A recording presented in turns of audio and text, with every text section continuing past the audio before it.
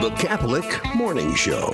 So wonderful to have you with us, friends, here on Iowa Catholic Radio and the Catholic Morning Show. Let's turn to our guest, Maria Benes. She is the National Eucharistic Congress Director of Pilgrimages.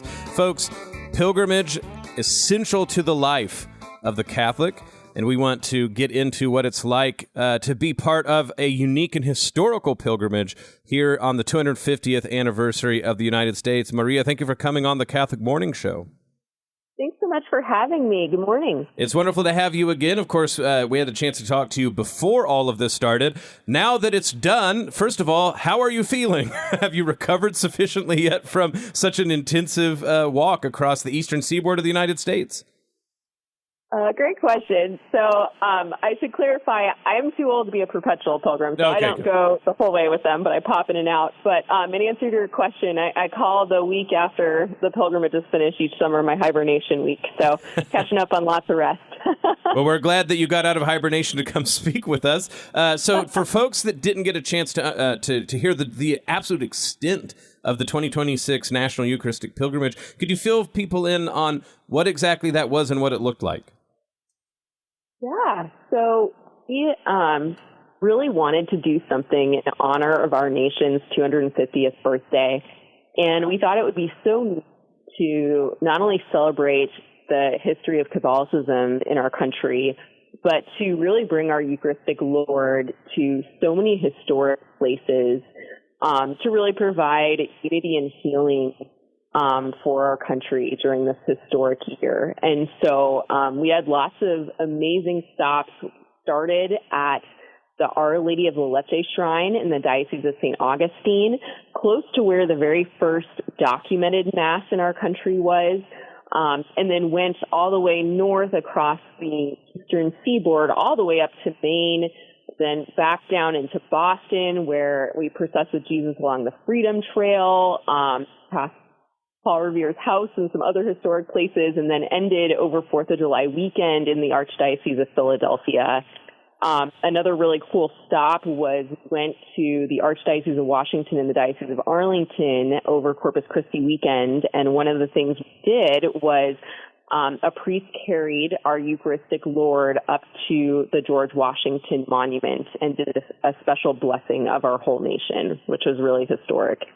So this took place over multiple months. I believe you started back in May, if I'm not mistaken. So we did. With each stop being, a segment of such a long process, what was it like to arrive, to complete this pilgrimage July 5th in Philadelphia, wrapping up not only the process of months-long walking, but the many months and days spent in organizing such a massive undertaking?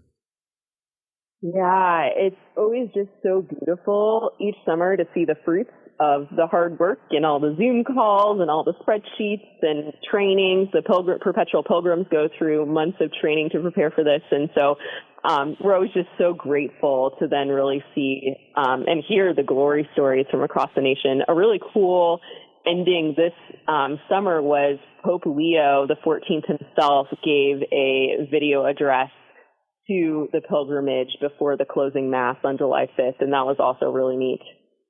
Of course, forgot that it's interesting to think about this 250th anniversary that, of course, was the catalyst for the specifics of this pilgrimage. To do this while having a pope who is a citizen of the United States, that's got to be an entirely other curveball that adds all sorts of resonances to that ending on July 5th. Yes, it was really special, and we know Pope Leo XIV is very aware of the Eucharistic Revival and the beautiful fruits, and so we're just so grateful for his support and prayer, and it is really neat to have a Pope from our country that was born here. You might be thinking about how this understanding the National Eucharistic Congress, folks, that it's starting to become something more and more Catholics are conscious of.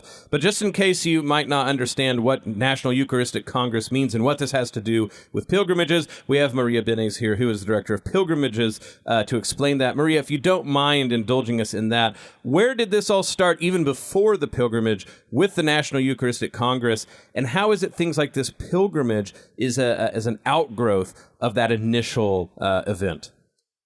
Yes, great question. So a few years ago, the U.S. Conference of Catholic Bishops really wanted to help foster devotion and belief in the Eucharist. And I know it's often cited that there was a study shown that only about half of Catholics believe in the real presence of Jesus in the Eucharist. And so really wanting to change that and then also encourage people to come back to the sacraments, the USCCB planned a 3-year Eucharistic revival. And a few things that came out of that revival, one was the actual National Eucharistic Congress itself, which we had one in 2024 after not having one for several years in our country. And when that was planned, some clergy and other leaders in the church decided, it'd be really neat to have a Eucharistic pilgrimage leading up to the Congress.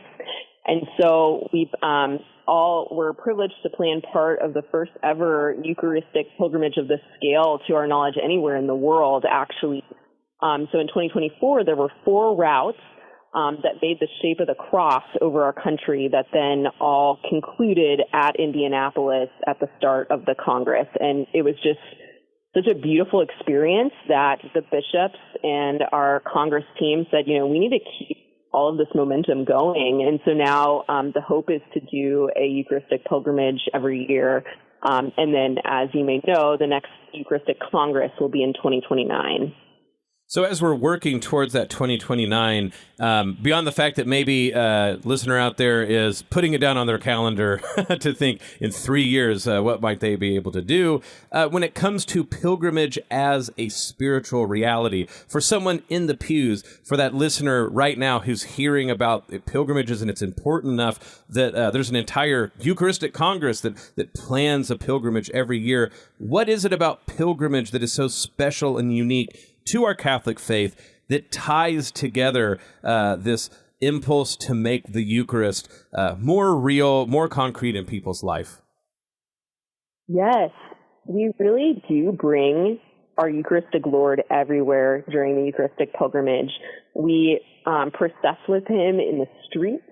We bring him to food banks, to prisons, to assisted living facilities. He really goes everywhere.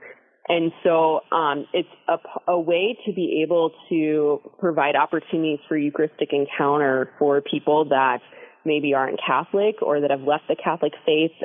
We have a lot of beautiful stories of perpetual pilgrims being asked, what are you doing? And being able to explain, we believe that's our Eucharistic Lord. And so it's just a really beautiful way to have our faith be more public.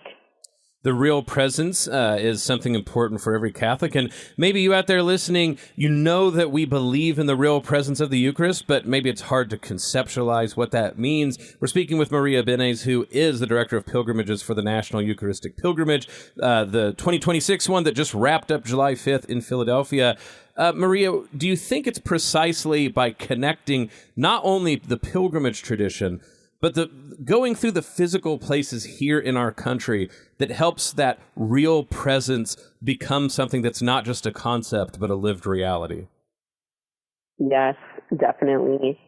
I think of one story that one of our perpetual pilgrims this year, Eduardo, they were doing a Eucharistic procession along a boardwalk in Ocean City. And it was over what they call Senior Week, where a lot of college seniors go and kind of celebrate the end of the school year. And he encountered some young men who he suspects were probably out all night partying, and who asked if he would pray with them. And they said, we really want to start living for our Eucharistic Lord and not for peer pressure to do partying, and drink too much alcohol and things like that. And so that's just one example of some young men who, through a Eucharistic encounter of our Lord being on the streets, they really made a commitment to change their life. Powerful things indeed. Now, for the listeners out there who want to either find out maybe highlights or just to hear descriptions of what happened with this year's pilgrimage, but are eager to look forward to 2027 and what might be coming up, where can they go find out what's already occurred, and where should they be on the lookout for indications of what's going to be pilgrimage-wise happening next year? Yes. So we're in the process of planning that, so can't make any announcements just yet. But if you go to our website, nationalyeucharisticpilgrimage.org, you will get all the updates as they're available. One of the first updates in a few weeks, we'll be posting the application to young adults ages 19 to 29 that might want to apply to be a perpetual pilgrim next summer. And then as it becomes available, we'll post more information. We appreciate this. So Maria Benes is the National Eucharistic Congress's Director of Pilgrimages. July 5th, it was the wrap-up in Philadelphia of this year's pilgrimage. Maria, before we let you go, just any last words of encouragement for people who want to take the fruits and spirit of this year's pilgrimage and, as it were, put it into their own lives, make it spread here in the local places like Des Moines, Iowa, and our listening area. Any last words of encouragement in that regard? Yes, and I'm next door in Lincoln, Nebraska, so not too far away. It's amazing that our same Eucharistic Lord, who we process across the country with, is right there in your local Catholic church. And so just encouraging people to take advantage of daily Mass, of opportunities for Eucharistic adoration. I know more and more churches are starting to have Eucharistic processions over Corpus Christi and some other feast days. And so not being afraid to take advantage of those opportunities right there in your community. We've been speaking with Maria Benes. She is the Director of Pilgrimages for the National Eucharistic Congress. And Maria, one more time before we let you go, where can people find out more if they are interested? Yes, the best place to go is to our website, eucharisticpilgrimage.org, and then we're also on social media, so that's another way you can follow us. Well, we appreciate it, Maria. Thank you for coming on the Catholic Morning Show. Thank you so much. God bless everyone. Listen to the Catholic Morning Show weekdays at 7 a.m. Central on the Iowa Catholic Radio Network, iowacatholicradio.com, or the Iowa Catholic Radio app.